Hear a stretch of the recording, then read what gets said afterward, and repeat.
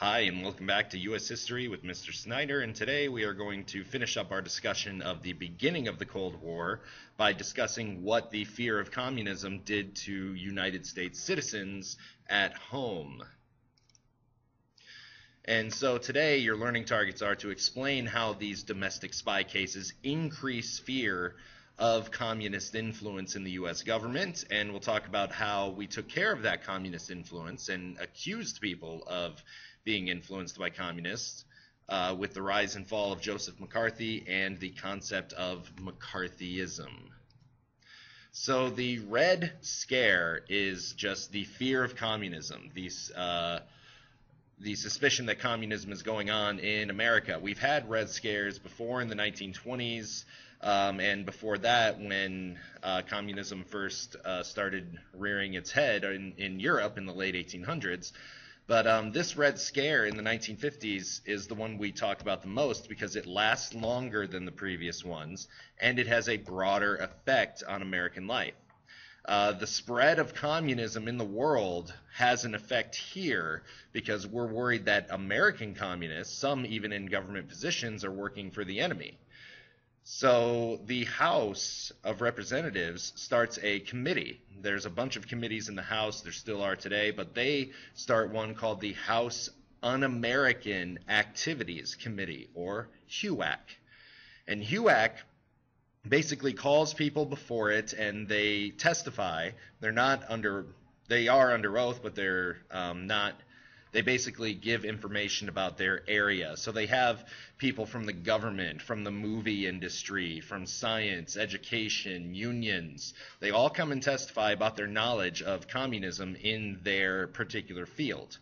And Hollywood got the most attention because they bring writers. They bring in Walt Disney himself to talk about his business with the Russians. And they also influence a group of writers and who become known as the Hollywood 10. And the Hollywood 10 basically say that they are not going to testify because they are violating their rights. They have the Fifth Amendment, or the right to not self-incriminate. But HUAC believes that communists in Hollywood are sneaking propaganda into these films. And so people who were suspected of being communists in Hollywood were blacklisted. And blacklist meant people who have a communist background, even allegedly have a communist background, they don't work in Hollywood anymore, and it ruins people's careers. The government reaction to this communism also includes the Federal Employee Loyalty Program, or the Loyalty Review Board, that investigates 3.2 million government employees and fires 212 as security risks that they found had communist ties. And 3,000 people resigned because they felt it violated their rights. And then the Smith Act of 1940 makes it a crime to advocate or belong to a group that advocates the overthrow of the government. And this gets into that fine line between what is freedom of speech and what is sedition and what is legal. But this is used basically towards communists and socialists, and they use this law later to prosecute members of the communist and socialist workers' parties in America.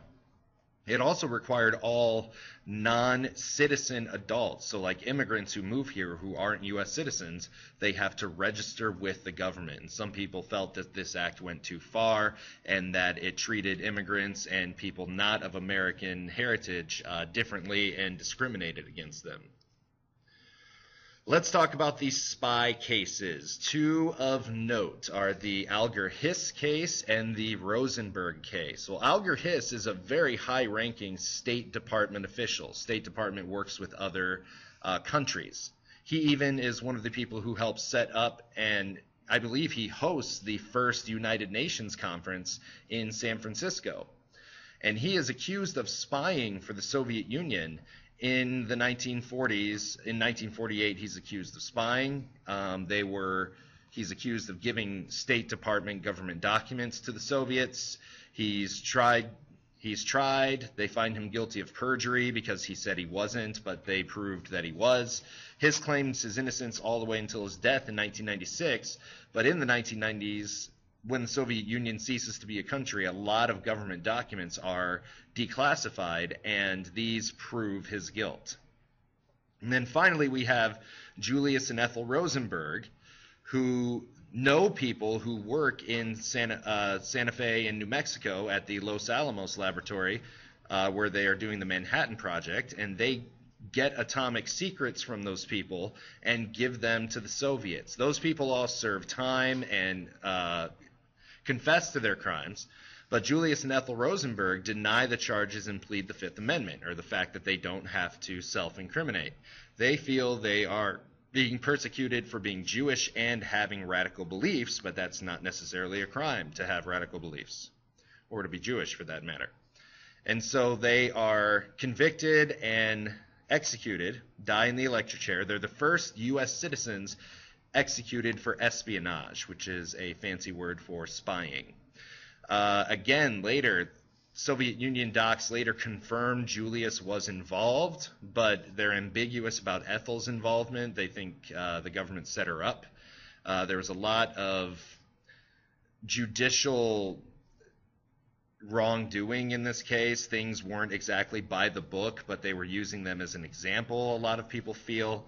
But again, Julius and Ethel Rosenberg executed for spying for the Soviet Union. And a lot of people feel that this is how they got the atomic bomb so quickly, because they stole our secrets.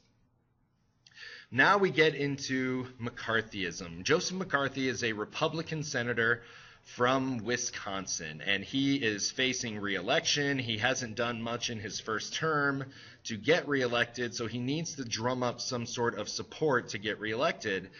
So he makes the claims that he has over 200 names of people who are communist in our State Department inside our government. And he never actually produces a single name, but it becomes a witch hunt of which people are communist in America and which people are communist in the government.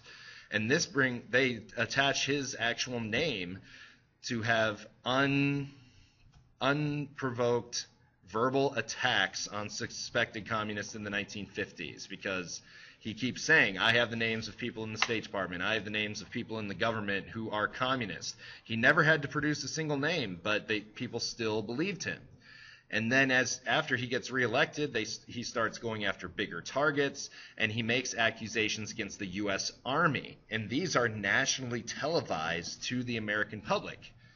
And people actually get to see him in action now. They get to see that he doesn't really have a lot of evidence, and this alienates all of his supporters, and this will be his downfall, is making accusations of communists in the U.S. Army.